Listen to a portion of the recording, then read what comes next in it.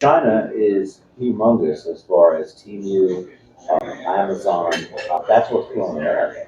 And we can stop buying things from Amazon, like any kind of parts or car parts or solar parts, and have them made in America, which is where this is where the American people come in. If we choose to buy those products from China and the other countries, the solar panels are going to stay high, the electric parts here are going to stay high. The American people have chosen to make those taxes what they are for themselves. You know, I agree with you, but we have to start buying American. Why can't we make parts like that here in America? probably the wafers, the silicon wafers. That's the part that actually makes the energy. And yeah, I mean, it's The chips. yeah, The chips are made in China.